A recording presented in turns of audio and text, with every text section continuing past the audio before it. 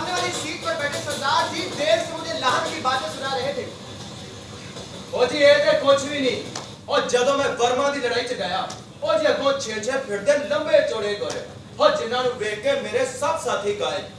फिर की जी मैं बलजीत सिंह ढिल्लों ने अपनी बंदूक कटी ते रखती गोरियां पर ओ जी किक करके मैं कल्ले ने सारे गोरे मार दिए।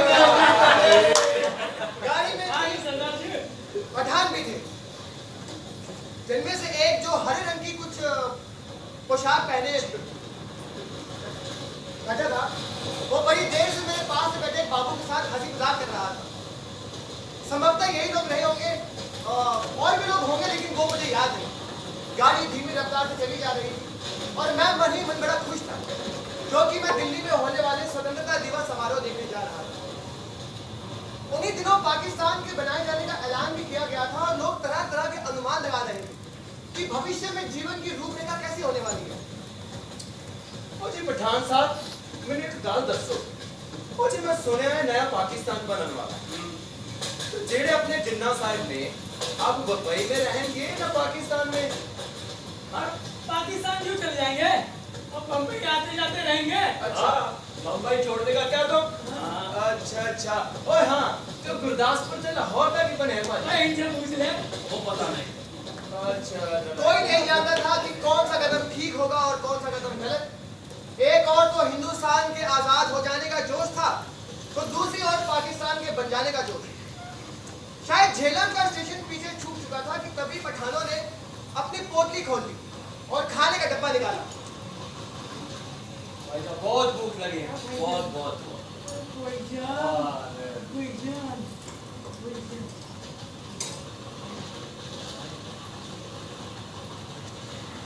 बाबू, ए बाबू, काले काले ताकत आएगी, हम जैसा बनेगा और तेरी बीवी भी तेरे साथ खुश रहेगी। तू दाल खाता है ना, इसलिए तू दुबला है। बाबू, बाबू, हमारे हाथ से नहीं लेता तो अपने हाथ से ले। मेरा कसम बकरे का गोश्त है और किसी चीज का नहीं है। बाबू, कंजीर के तुम इधर तुमको कौन देखता है? हम तुम्हारी बीवी को नहीं बताएगा, तुम हमारे साथ बोटी तोड़ो, हम तुम्हारे साथ दाल पिएगा। कितना बुरा बात है, हम सब लोग खाता है और ये अपना मुंह देखता है। बाबू,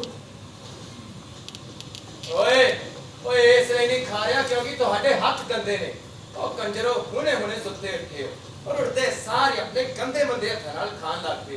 ओ जी इन्हां नूं ये भी नहीं पता कि सोते समय इनके हाथ कित्थे कित्थे जा रहे सी।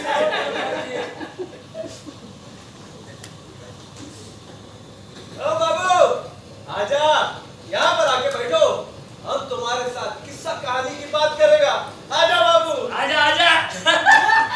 और तभी गाड़ी किसी प्लेटफॉर्म पर रुकी थी और किसी ने पूछा, कौन सा स्टेशन है भाई? वजीराबाद।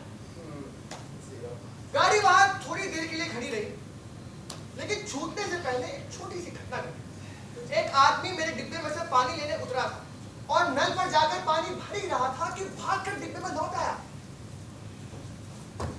छलछलाते लोटे में से पानी गिर रहा था और जिस ढंग से वो भागकर आया था उसने बहुत कुछ बयां कर दिया था।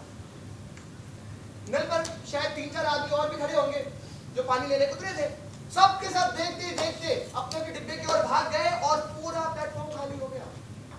लेकिन डिब्बे के अंदर अभी भी माहौल हंसी मजाक चल रहा था। माहौल में शांति थी।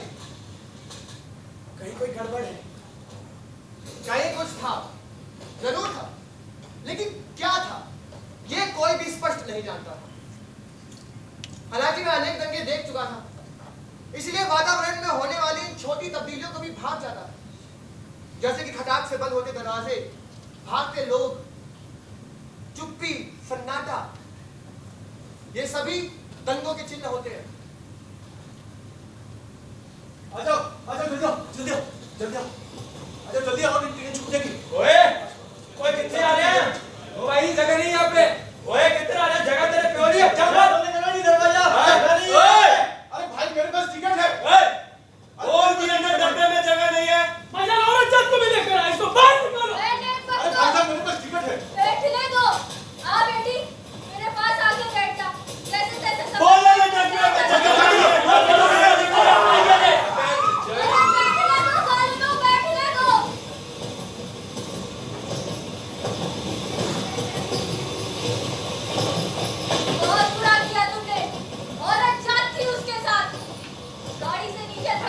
दिया। चुप मैं बढ़िया, तुमको भी उतार के बाहर फेंक देगा। और गाड़ी सूर्य प्लेटफॉर्म को लांघ के आगे बढ़ गई। सब लोगों ने बोलना बंद कर दिया। पठानों का विरोध कर पाने की किसी में हिम्मत नहीं हुई। आग है, देखो आग लगी है, दंगा हुआ है, स्टेशन पर भी लोग भाग रहे थे, देखो दंगा हुआ है, दंगा हुआ है, दंगा हुआ है, दंगा हुआ है। जब गाड़ी शहर छोड़कर आगे बढ़ी तो डिब्बे में सन्नाटा छा गया। सभी लोगों ने बातें करना बंद कर दिया और मैंने देखा कि उस बाबू का चेहरा बिल्कुल पीला पड़ गया है डर के मारे। और फिर से किसी ने पूछा, कौन सा स्टेशन था? जवाब मिलने पर एक प्रतिक्रिया हुई। पठानों के मन का तनाव फौरन ढीला पड़ गया, लेकिन हिंदू सिख मुसाफिर और ज्यादा चुप और ज्यादा शांत हो गए। तभी किसी स्टेशन पर शायद गाड़ी फिर से रुकी थी और वहां पर भी कोई भी व्यक्ति नहीं था। पूरा का पूरा प्लेटफॉर्म खाली था। जब गाड़ी आगे बढ़ी तो शायद खिड़कियों के पल्ले भी नीचे दिए जाने लगे और तभी किसी अज्ञात आशंका बाबू मेरे बगल वाली सीट पर से उठा और दो सीटों के बीच में नीचे जमीन पर जाकर लेट गया। उसका चेहरा बिल्कुल डर के मारे अभी भी पीला पड़ा हुआ था। ए बेगैरत, तू मर्द है कि औरत? सीट पर से उठकर नीचे को देखता है। भाईजान देखो, ये मर्द को जाति को बदनाम करता है। भाईजान, औरत जाते। भाईजान, हम ऐसे आदमी को यहाँ बैठने नहीं देगा। बाबू, बाबू, स्टेशन पर उतर और जाके चला डिब्बे में बैठ। और चल। लेकिन बाबू की हाजिर जवाबी अपने कंठ में ही सूख चली थी। हकलाकर चुप हो गया, लेकिन थोड़ी देर बाद वो अपने आप उठा और अपनी सीट पर जाकर बैठ गया। लेकिन वो क्यों सीट पर से उठकर नीचे जमीन पर लेट गया? शायद उसे डर था कि बाहर से गोलियां चलेंगी या फिर पत्थर फेंके जाएंगे। वो जी अनिश्चित वातावरण में सफर यूं ही कटने लगा।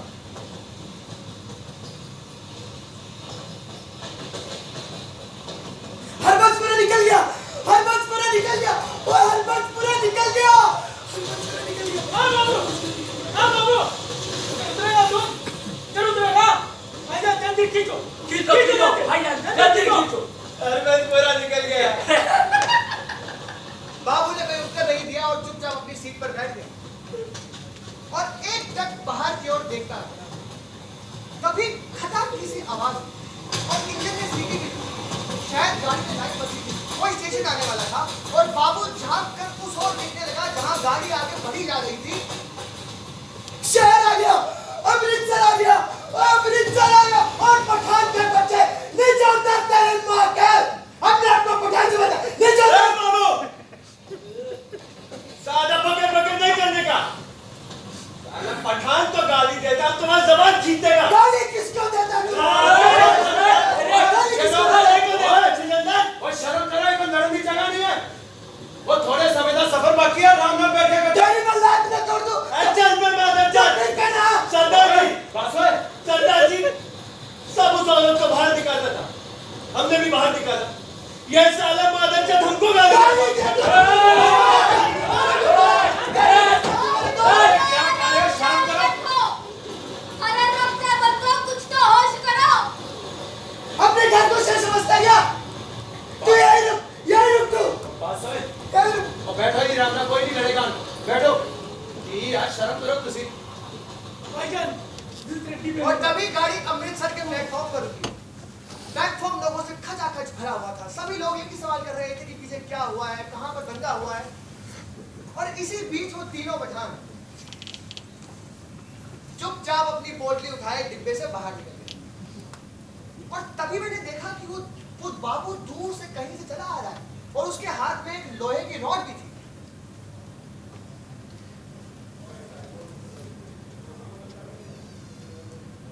निकल गए हरामी, सबके सब निकल गए। अब तो तुम लोगों ने मुझे जाने क्यों दिया? सबके सब नामर्द हो तुम लोग, बुज़दिल हो।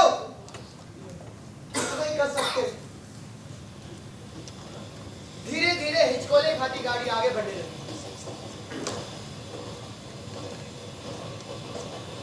आजा, आजा, तू भी आजा, आजा। दरवाजा खोलो, दरवाजा खोलो। जगह नहीं है। अरे खुदा के वास्ते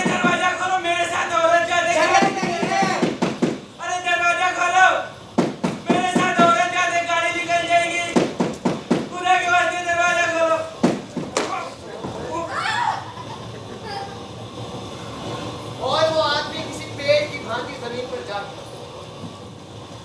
वो लोहे की छड़ अभी भी उस बाबू के हाथ में थी और मुझे लगा जैसे वो उस छड़ को फेंक देना चाहता है, लेकिन पता नहीं क्यों फेंक नहीं पा रहा है। थोड़ी देर तो वो बाबू वहीं खड़ा बुत का बुत बना डोलता था। फिर अचानक से उसके शरीर में हरकत आई और उसने एक झटके में उस छड़ को फेंक दिया। फिर उसने अपने दोनों हाथों को बड़े ध्यान से देखा, फिर दोनों हाथों को नाक के पास ले जाकर एक एक करके सूंघा, जैसे जैसे जानना चाहता हो कि कहीं उसके हाथों से खून की बूंद तो नहीं आ रही है। फिर पूरे डिब्बे में इधर उधर देखा और चुपचाप दबे पांव चलता हुआ आया और अपनी सीट पर बैठ गया।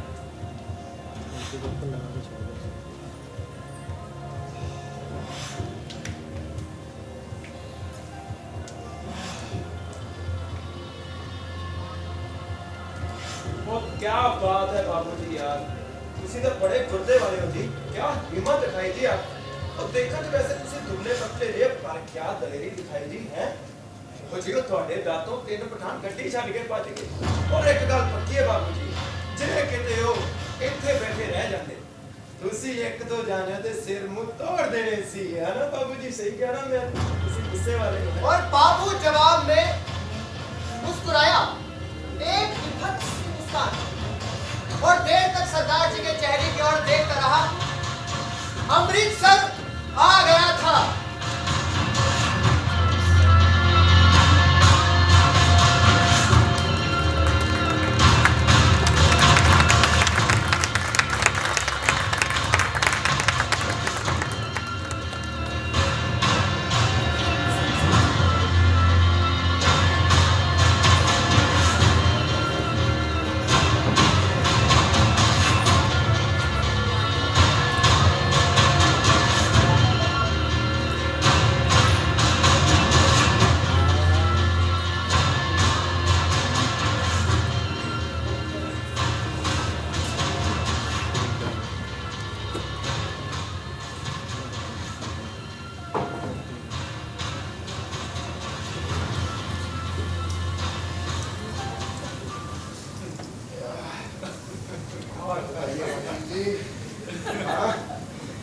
बड़ी खुशी का मौका है। और रहे तो खैरियत से? हाँ हाँ एकदम बिल्कुल। बढ़िया बढ़िया। और हमारे दोस्त का भी मजा किया। अरे बहुत सबसे यार किससे सुनाते जा रहे हैं। अरे ये कॉलेज के दिनों से ऐसा ही था, बड़ा हंसमुख। अभी इसकी शादी की उम्र होगी। गर्मा गर्म ताजी ताजी मछलियाँ। क्या बात है जी, मछलियाँ बिल्कुल खालिश घी की बनी। मैं खुद करोल बाग से लेकर आई थी। हाँ भाभी जी मेरा मन नहीं कर रहा है। अरे खा लो। अरे नहीं नहीं मेरा मन नहीं कर रहा। अरे क्या बात कर रहे, एक तो खाओ यार। देखो खाने दाने पर मोर हो। अगर इनके भाग्य में लिखा है मछली खाना है तो खाकर रहेंगे। यार क्या कर रहे हो तुम भी, इतने जिद्दी हो, फिर भी बार-बार कह रही है एक मछली खा लो। अरे नहीं नहीं मेरा मन नहीं कर रहा है। अरे खा लो, एक मटकी खा लो। हाँ। मेरा दिल रखने के लिए खा लो। नहीं भाभी जी। जिस तरह से तुम सिर हिला रहे हो इससे साफ पता चलता है कि मछली खाने के लिए तुम्हारा मन है। अरे देखो अपने आप को इतना नहीं रोकते, हाँ? एक मछली लेने से क्या नुकसान हो जाएगा? अरे मेरा तो हाजमा खराब है, नहीं तो सारी प्लेट चट कर गया था। बोलिए सर। किसी को मजबूर मत। अगर इनके भाग्य में लिखी है मछली नहीं खानी है तो खाकर ही रहेंगे। हाँ अगर नहीं खानी है तो नहीं खाएंगे। फिर आप एक बार क्या 20 बार कहो, दाने दाने पर मोहर होती है। अरे लो ना यार, खा के देखो। मेरा मन नहीं। अरे एक खा लो, एक में कुछ हाँ, नहीं एक खा लो। एक खाने का ये एक नहीं नहीं ये गलत बात। एक अच्छा हाँ, ठीक है कहते तो खा ही लेता हूँ। खाइए। हाँ ये ना बात मैंने पहले कहा था भाई, इसका मछली खाने को मन है लेकिन शर्मा रहा है। हाँ? मैंने बोला था ना इस मटके पर इनकी मोहर थी। खा लिया। ये तो मुझे तो लग रहा है चाचा जी आज सारी मछलियों पर इन्हीं की मोहर है। और खाने को यार इसे ऐसी मछलियाँ खाने को मिलती कहाँ है, और वो भी इतने बढ़िया अचार के साथ। क्यों चाचा?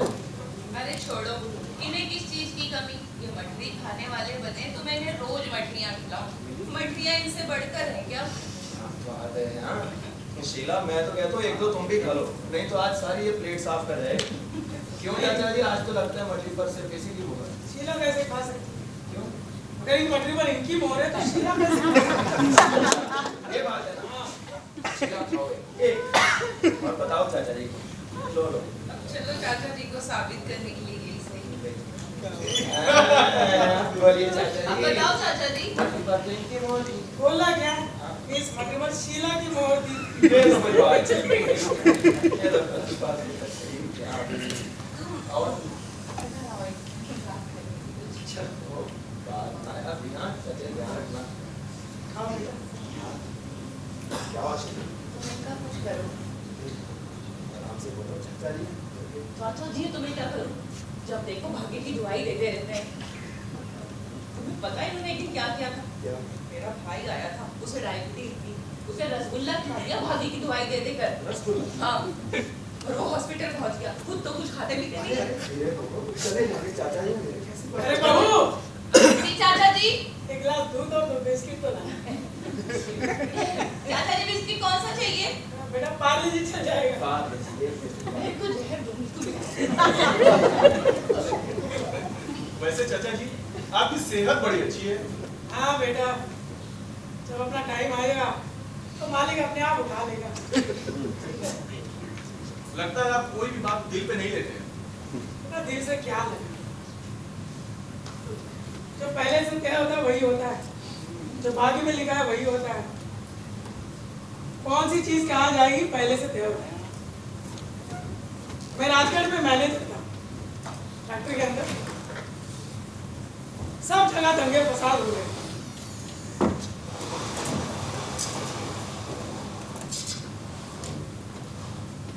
उस वक्त मैं मैनेजर था हर जगह दंगे हो रहे थे तभी मेरा यही मानना था कि भाग्य में लिखा है वही होगा जब दंगे फसाद हो गए जिन्हें मरना था वो मरे और जिन्हें फसाद में बचना था वो बच गए जब फसाद हुआ तो फैक्ट्री बंद हो गई सारे मजदूर अंदर फंस गए एक दिन 12-15 मजदूर मेरे पास आए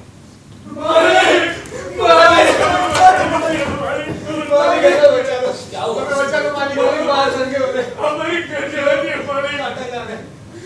तुम्हें बचना है तो तुम बाहर भी बच जाओगे अगर तुम्हें मरना है तो फैक्ट्री के अंदर भी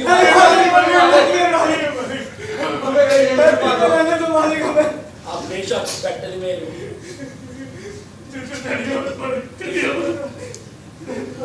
मालिक एक छोटी सी मदद और हो जाती हमें पटियाला के बेचने का इंतजाम करवा देते तो शायद हमें वहाँ अपने बीवी बच्चे मिल जाते सोच लो उसका नफा नुकसान मैं तो भेज दूंगा मैं ड्राइवर को बोलता हूँ ठीक है धन्यवाद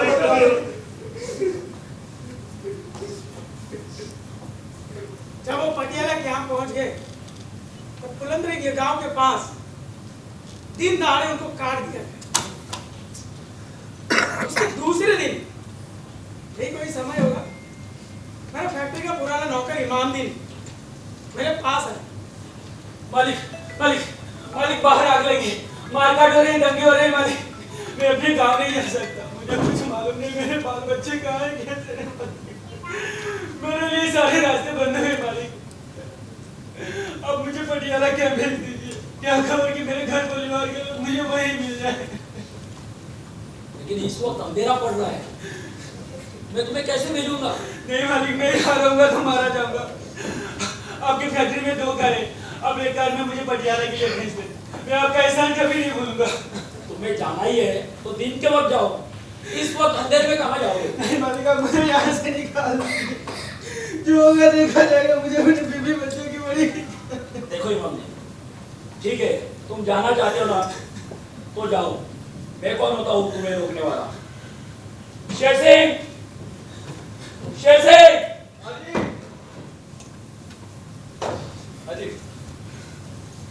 ये अपने पुराना मिस्त्री है इमाम जी इन्हें पटियाला कैंप छोड़ के आना लेकिन हाँ हिफाजत से लेके जाना आगे जाओ इमाम जी आ जाओ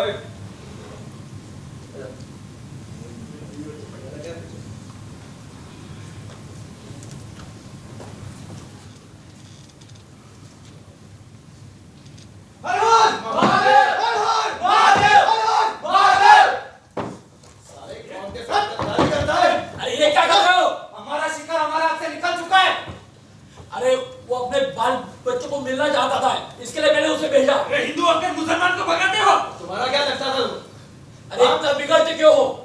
फैक्ट्री में 2 कारें हैं, एक कार वो लेके गया, दूसरी कार तुम लेके जाओ। चाबी निकाल, चाबी। हाथ तो छोड़ो। और अगर नहीं मिला ना तो तेरी फैक्ट्री को साले आग लगा देंगे। अगर उसकी किस्मत अच्छी रही तो वो भाग निकल जाएगा, और आपकी किस्मत अच्छी रही तो वो आपके हाथों पकड़ा जाएगा। हर हर महादेव, हर हर महादेव, हर हर महादेव।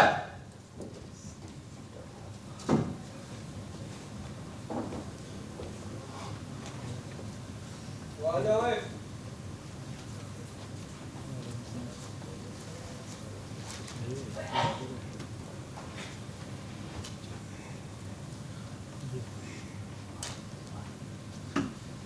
ओए मानदीन, तेरे बीवी बच्चे पटियाला कैंप में है? हाँ। शेर सिंह हम कब तक पहुंच जाएंगे? भाई रास्ते से रौड़ा ना पे आ तो सवेरे तक पहुंच जाएंगे। ठीक है शेर सिंह, जल्दी लेके चलो। तुम्हारा बहुत बहुत शुक्रिया शेर सिंह। अरे कोई ना वे। बेड़ा गाड़ी बंद हो गई। इमामदीन नीचे उतर और धक्का लगा। नहीं नहीं, मैं नीचे नहीं उतरूंगा। अरे इमामदीन, मार गाड़ी। इमामदीन बात मान, इधर हम दोनों को काट के जला देंगे। नीचे उतर और धक्का लगा। नहीं नहीं शेर सिंह, मैं नीचे नहीं उतरूंगा। इमामदीन, लोग मुझे मार देंगे। इमामदीन, बीवी बच्चे को मिलना है कि नहीं? इधर रुके रहे तो हम काटे जाएंगे। नीचे उतर और धक्का लगा। जल्दी जा।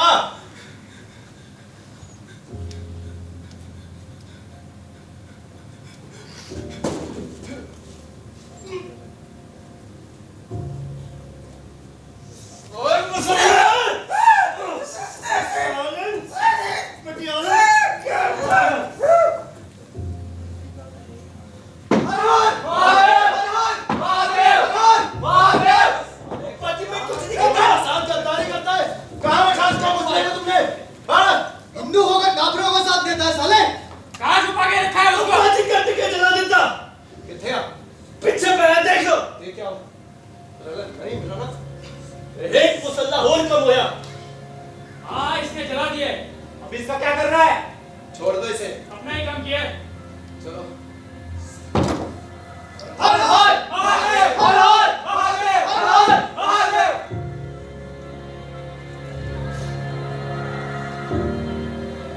चाचा जी, आपके कहने का मतलब है कि इमामदीन मारा गया? बेटा यही तो मैं कह रहा हूँ, जब भाग्य में लिखा था वही होता है। अब आगे सुनो। इमामदीन, मेरी ध्यान बात गौर से सुनना। यह गांव पुलंदरी है, पुलंदरी गांव। कल इधर 15 मुसलमानों को कट के जला देता। मेरी बात मान, पीछे जाओ, छुप जा। पीछे जाओ और छुप जा। इमामदीन, बाहर निकल। नहीं, लोग मुझे मार देंगे, मैं निकलूंगा। इमामदीन, अगर यहाँ रुके रहे तो दोनों काटे जाएंगे। पीछे जा और छुप जा। जल्दी जा।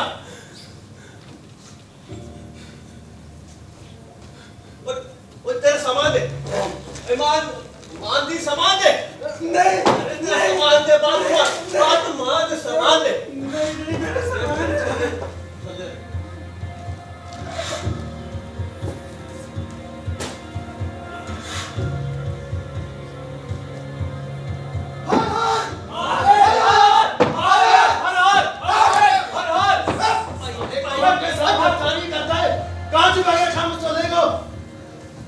काफिर होकर हिंदुओं का साथ देता है साले। अरे कट के जला देता। किथे आ? पीछे पे है, देख लो। देख क्या? अगर नहीं मिला ना तेरे को साले मार डालेंगे यहीं। एक मुसल्ला और कम होया। हाँ, जला दिए इसे। अभी इसका क्या करना है? छोड़ दो साले को, काम तो आपने किया है। हर हर महादेव, हर हर हर हर हर तो चाचा जी, इसका मतलब है कि इमामदीन को शेर सिंह ने बचाया? शेर सिंह तो एक निमित्त था। मैंने उसे गाड़ी की चाबी दी, मेरा निमित्त था। इमामदीन जिंदा है और पाकिस्तान में अपने परिवार के साथ है। हर बैसाखी को मुझे खत लिखता है और अपनी खुशहाली बताता है।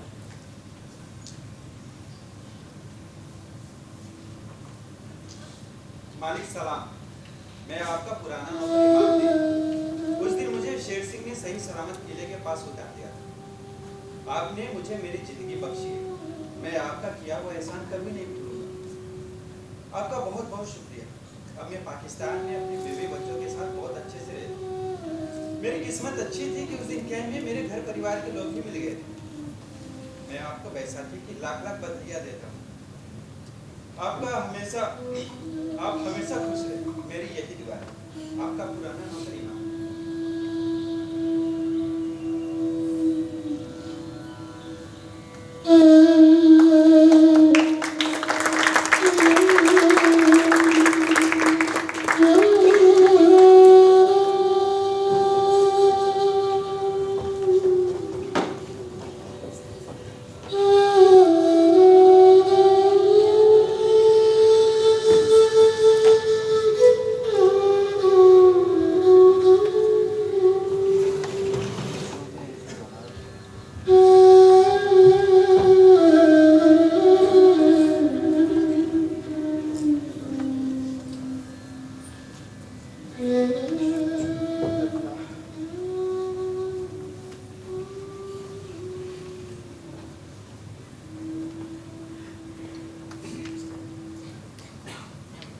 बात कभी भी खत्म नहीं होती। जिंदगी के छोर कभी एक दूसरे से नहीं मिलते, न जीवन में और ना ही कथा कहानियों में। मनोहर लाल और उसकी पत्नी को भी एक वक्त ऐसा ही भ्रम हुआ था कि जिंदगी में जो गुंजन पड़ गया है वो खुल गया है, पर गुंजन ना तो कथा कहानी में पूरी तरह सुलझ पाते हैं ना जीवन में। एक खुलता है तो दूसरा पड़ने लगता है। मनोहर लाल और उसके परिवार की जिंदगी का एक छोर तो दूर पार के कस्बे में उस वक्त रह गया था जब देश का बंटवारा था और सैकड़ों लोगों के साथ वो भी अपना बोझ या बिस्तरा उठाए शरणार्थियों के काफिले में चलने लगा। मनोहर लाल और उसकी पत्नी और 2 बच्चे। छोटी बच्ची तब माँ की गोद में थी और बड़ा 4 साल का बालिक काफिले में बाप के पीछे पीछे चला जा रहा। अपनी अपनी गट्ठर पोटलियां उठाए हर शरणार्थी की फटी फटी आंखें केवल रास्ता खोज रही थी। हर शरणार्थी के कान हर राह जाती की बातों पर लगे थे कि शायद कोई रास्ता बता दे, शायद कोई इतना ही बता दे कि चारों ओर क्या हो रहा है और आगे क्या होगा। और आखिरी दिन बड़े शहर का शरणार्थी शिविर खाली होने लगा था और शरणार्थी फिर अपने गट्ठर पोटलियां उठाए कैंप के बाहर निकल रहे थे। सड़क पर एक के पीछे एक बहुत सी लारियों के पास उन्हें विभाजन रेखा तक ले जाने की, जिनमें शरणार्थी अपने अपने गट्ठर पोटलियां फेंक रहे थे और कूद कूद कर चढ़ रहे थे। चलो अरे आ जाओ भाई।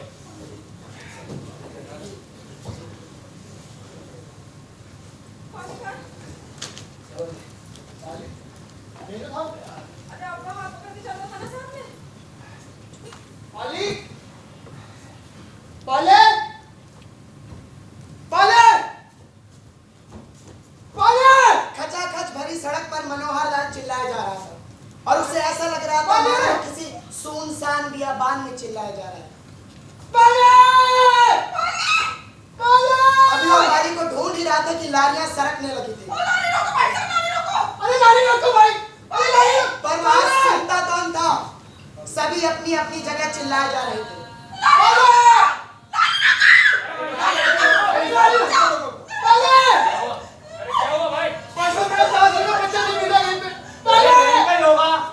अरे किसी ने दूसरी लारी पे बिठा दिया होगा। ये बैठिए। अरे कहाँ से बैठेगा तुझे गाड़ी? पाले। तेरे एक बच्चे के खातिर का सारी लारियां रुकी रहेगी। अगर तुझे तेरा बच्चा ढूंढना है तो अपने बीवी को नीचे उतार। चलो जाने दो लारियां। मिल जाएगा बच्चा, बैठो बहन, मिलेगा तुम्हारा बच्चा। अरे दूसरा गाड़ी में बैठ गया होगा।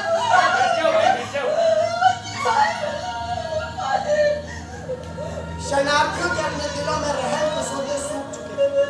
यही पाली जब एक बार अपने कस्बे में खो गया था तो पूरा कस्बा उसे ढूंढने निकल पड़ा था। मिल जाएगा कौशल्या, मिल जाएगा। अरे यही कहीं होगा, कहीं लोग थोड़ी ना हो जाएगा कौशल्या। अरे किसी मेहरबान ने दूसरी लारी पे बिठा दिया होगा, तुम फिक्र मत करो।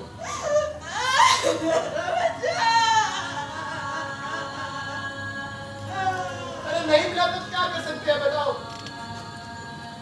लेकिन आज के तीनों बच्चे उसकी आंखों के सामने मारे गए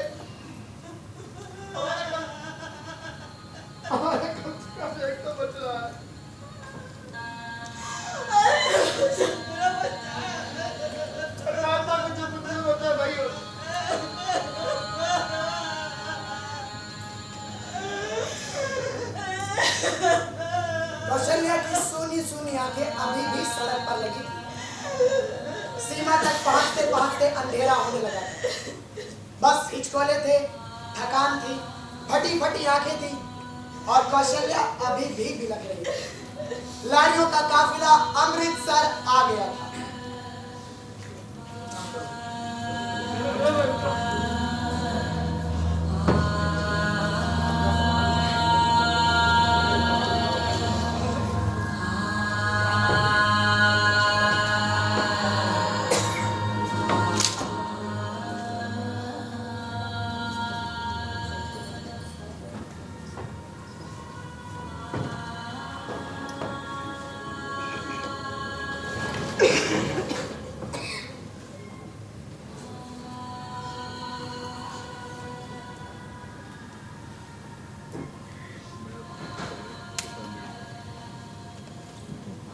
बर्तन दे लो बर्तन, चाहे कुछ प्लेटा दे लो, बर्तन दे दो। पिताजी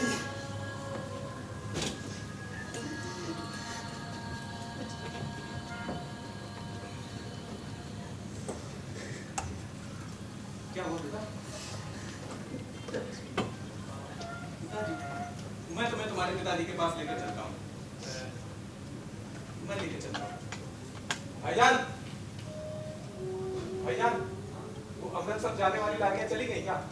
हाँ, वो तो कब की चली गई।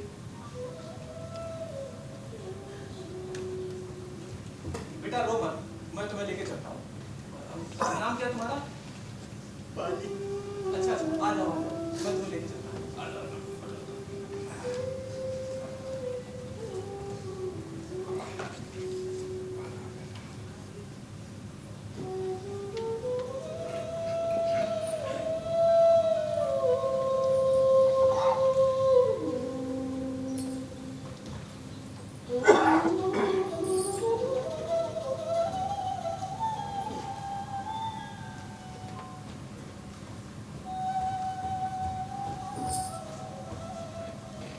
या अल्लाह, ये किसका बच्चा उठा लाया? कहाँ से मिला आपको? अरे वहाँ लारियों के अड्डे पर बैठा रो रहा था। मैंने पता किया तो सभी हिंदू सिख तो घर बार छोड़ के चले गए हैं। फिर मैं इसे यहाँ उठा लाया।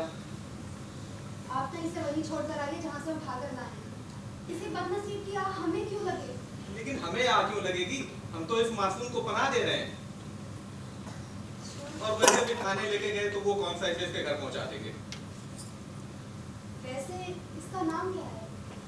नाम कुछ पाली पाली चिल्ला रहा था। पाली। हिंदुओं के नाम भी कितने अटपटे होते हैं। पाली, ये भी कोई नाम हुआ? मेरा बेटा होता तो मैं तो उसका नाम अल्ताफ लीजिए, आ गए जिनका बच्चा था। तुम मुझे घर पे ले जाओ, मैं देता हूँ। जाओ जाओ जाओ। आया जनाब।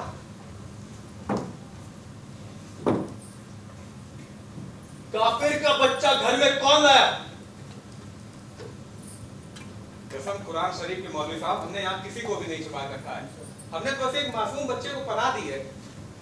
पेश करो। जी जनाब। जी।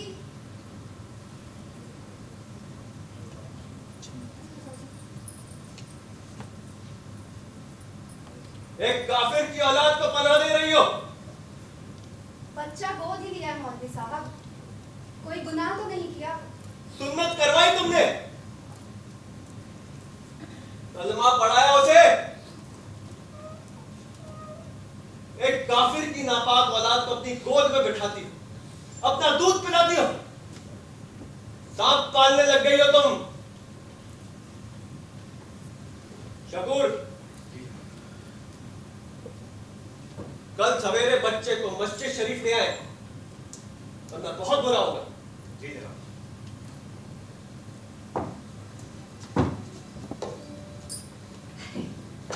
मौलवी कलमा ही पढ़वाना चाहता है ना, सुन्नत ही करवाना चाहता है, तो कल क्यों भले आज ही कर दे। कम से कम हमसे बच्चे को छीनेगा तो नहीं ना, इसमें कोई डरने वाली बात नहीं है जी। और अगले ही दिन बच्चे की सुन्नतें करवाई। साल भर के अंदर नन्हा पाली बर्तन फरोश शकूर अहमद का बेटा इल्ताफ हुसैन जाना जाने लगा। अब वो घर के आंगन में खेलता तो बाप की ही तरह बर्तन बेचने की हेक लगाता।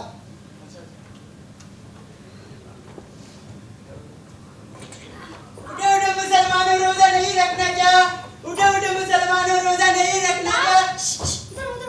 अम्मी अम्मी अम्मी, हमें ना निकाह करनी है। लो जी, इनको निकाह करनी है। बेटा निकाह करनी नहीं, निकाह करना होता है। और निकाह करके करोगे क्या तुम?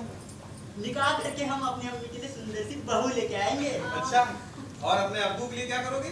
अब्बू के लिए चीनी मिट्टी के बर्तन लेंगे। चीनी मिट्टी के बर्तन ले लो। बेटा इधर देखो। अब्बू अब्बू घोड़ा बनो ना। हाँ आ जाओ। पति पत्नी के भविष्य के सपने नन्हे इल्ताफ के इर्द गिर्द घूमने जाएंगे।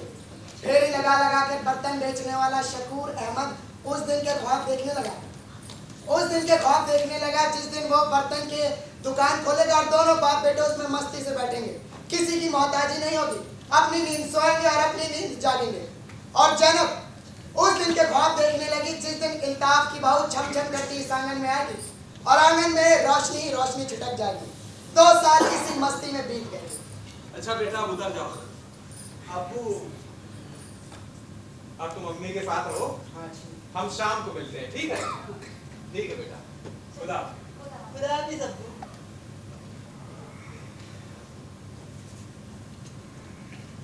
चलो अम्मी अब पकड़ो आप। इल्ताफ, पकड़ो। अरे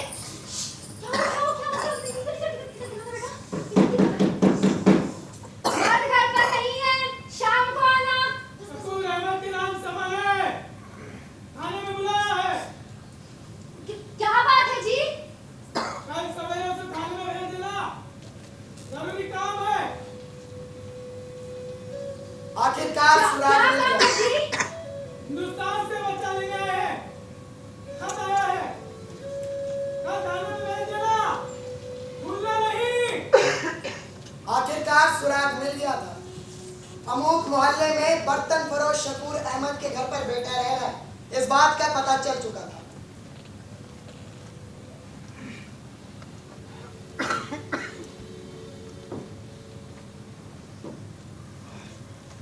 उनकी ऐसी की तैसी। तुम बेफिक्र रहो शकूर, किसी की मजाल नहीं जो बच्चे को हाथ लगा जाए। अब वो दीन कबूल कर चुका है।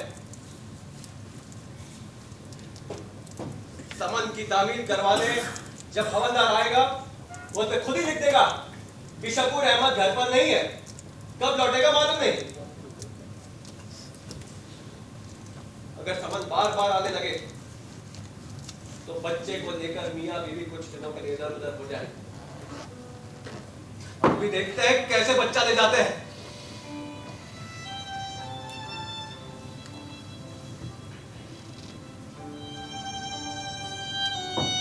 फिर एक अजीब सी आंख मिचौनी शुरू हो गई। दरवाजा खटखटाता, डराता, धमकाता और रुपल्ली हाथ में दबाए वापस चला जाता और समन पर लिख देता कि घर पर ताला चढ़ा है, घर के लोग बाहर गए हैं, कुछ मालूम नहीं कब तक लौटेंगे। इसी आंख मिचौनी में पूरे 5 साल बीत गए थे। पूरे 5 साल बाद मनोहर लाल शकूर अहमद के आंगन में बैठा था। साथ में खोजी टुकड़ी के और सदस्य भी थे, समाज सेविका थे, समाज सेवक थे, सरकारी पदाधिकारी भी थे, पाकिस्तान सरकार की ओर से मजिस्ट्रेट और कुछ पुलिस वाले भी थे। कोई काफिर बच्चा नहीं ले जाएगा।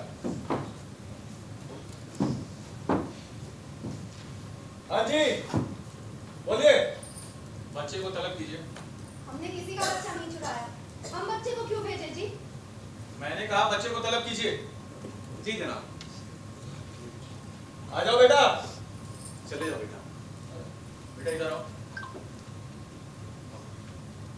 देखो इनको पहचानो। देखो बेटा, तुम जानते हो कोई बीच में नहीं बोलेगा। देख लिया, बच्चा इन जनाब का होता तो दौड़ा चला जाता। बच्चा लेने आए। पर आपने तो तस्लीम किया था कि बच्चा आपका नहीं है, आपने गोद लिया है। ये तो हम भी मानते हैं बच्चा गोद लिया है, पर कोई कैसे माने कि बच्चा हिंदू है और इन्हीं जनाब का है? मनोहर लाल जी, वो तस्वीर दिखाइए जो आपने मुझे दिखाई थी।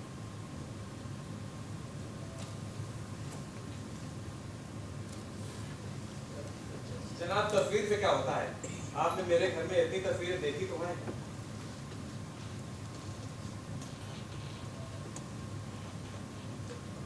सुनो बेटे, इधर आओ, इधर आओ, इधर आओ। चलो चलिए। आओ इधर आओ। देखो इस तस्वीर को पहचानो।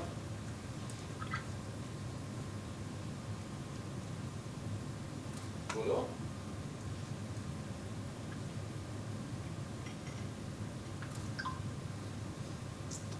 माताजी, पिताजी। अच्छा, अब बच्चे ने दीन कबूल कर लिया है। अब ये बच्चा काफिरों का नहीं, मुसलमान का बच्चा है। आप चुप रहिए। हम क्यों चुप रहे? ये जनाब बच्चे को फेंक कर चले गए थे। उसे पाला हमने है, बड़ा हमने किया है। नारे तकबीर, अल्लाहू अकबर, नारे तकबीर, अल्लाहू अकबर। बहन, मैं तुमसे अपने बच्चे की नहीं, अपनी बीवी की जान की भीख मांगने आया हूँ। इन दंगों में वो अपने दोनों बच्चे खो चुकी है। पाली के बगैर वो दिन रात चिल्लाती रहती है, पागल हुई जा रही है।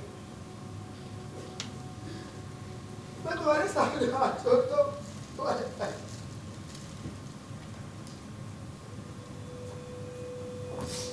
हमें हमारा बच्चा लगा दो बहन, बच्चा लगा दो बहन।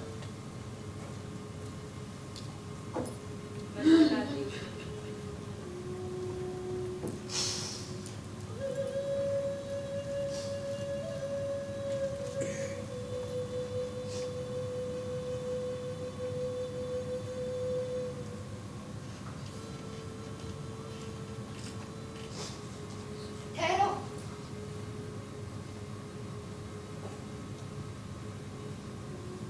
ले जाओ अपने बच्चे को। हमें क्या पता था कि तुम अपने दोनों बच्चे खो चुके हो। हम नहीं चाहते कि किसी बदनसीब की बद्दुआ हमें लगे। पर मुझसे वादा करो, वादा करो कि हर साल ईद के मौके पर इसे 1 महीने के लिए हमारे पास छोड़ के जाओगे। अरे तुम्हारी दौलत है, ये बच्चा तो तेरी अमानत है। आप लोगों ने इसे पाल पोस से बड़ा किया है। मैं आपसे वादा करता हूँ कि हर साल 1 महीने के लिए तुम्हारे पास इसे छोड़ कर जाऊंगा। तुम्हारा एहसान तो मैं जिंदगी भर तक नहीं चुका पाऊंगा।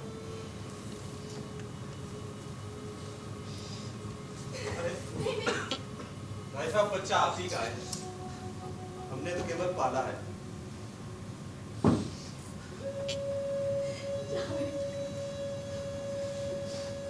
जाओ साहब, यही तुम्हारे पिताजी हैं।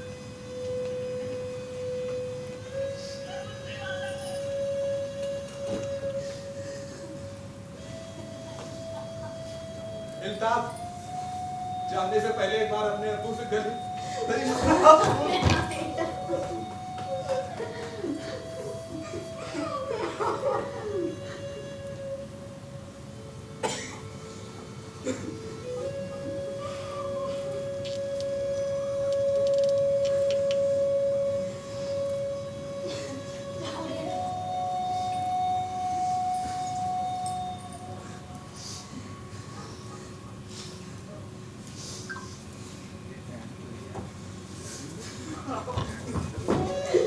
अभी हमें नहीं जाना है।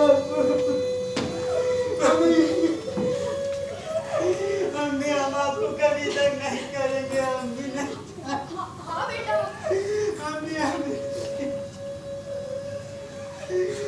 अब्बू आप समझाना अम्मी को। अब्बू हमें नहीं। कितना हम फिर मिलेंगे? बेटा मिलेंगे ना, तुम ईद पर आओगे ना। नहीं रोते बेटा, नहीं रोते।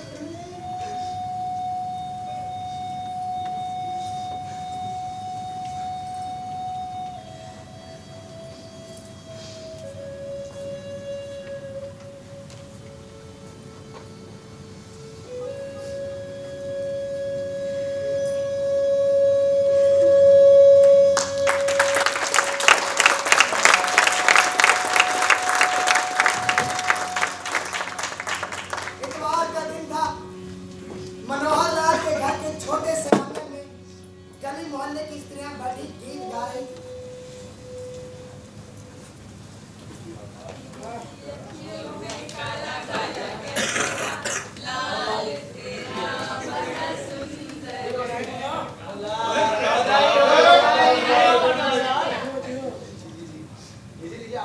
तेरा बेटा तो बड़ा सुंदर है। कौशल्या, जिस बच्चे को तूने छाती से लगाकर रखा था वो बेचारा तो मारा गया, लेकिन जो बिछड़ गया था वो वापस आ गया। इसी को कहते हैं जाको रखे साइया मार सकेगा कोई। बड़े बड़े नेक लोग थे। इन लोगों का एहसान तो मैं जिंदगी भर कभी नहीं भूल पाऊंगा। अपने बच्चे की तरह पाला हुआ।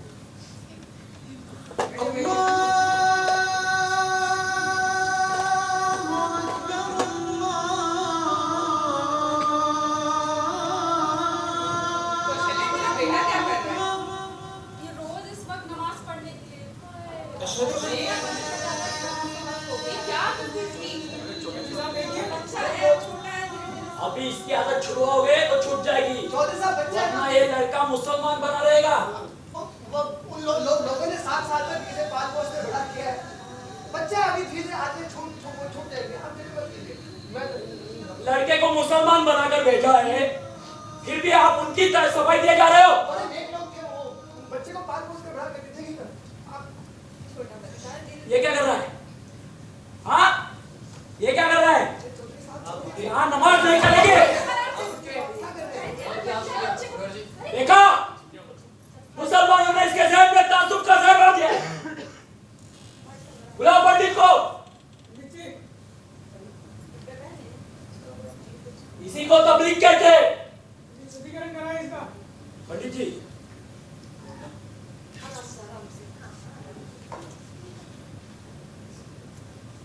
ओम मंगलम भगवान विष्णु मंगलम गरुड़ध्वजा मंगलम पुंडरीकाक्षाय मंगलाय तनोहरि।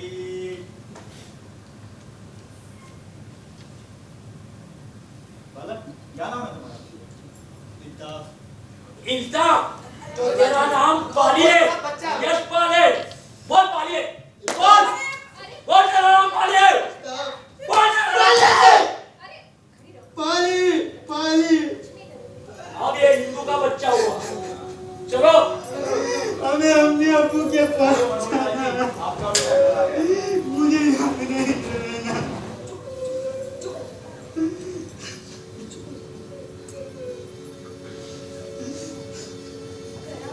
सारी रौनक ही ले गया। इस वक्त मैं उसे गली मोहल्ले में ढूंढने निकला करती थी। कभी कहीं जा पहुंचता था तो कभी कहीं।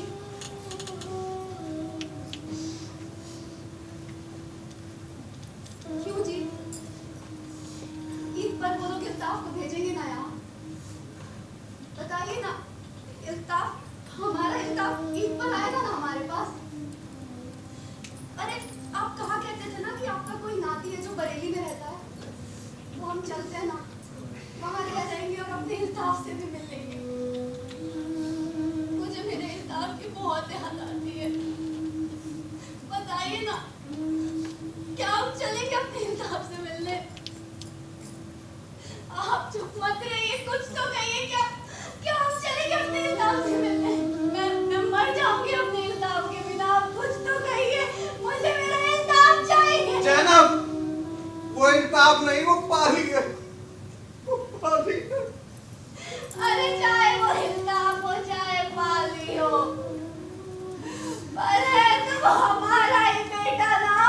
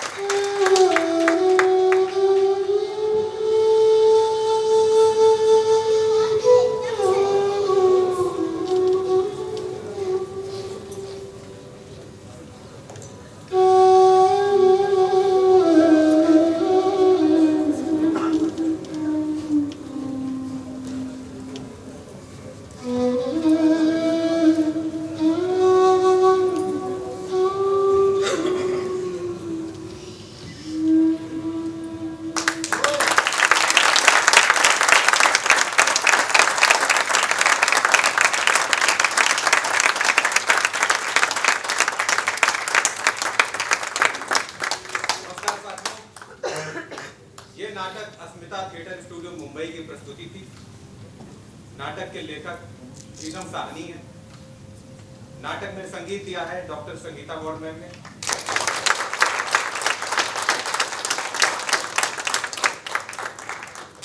और नाटक का निर्देशन किया है श्री अरविंद गौड़ सर ने।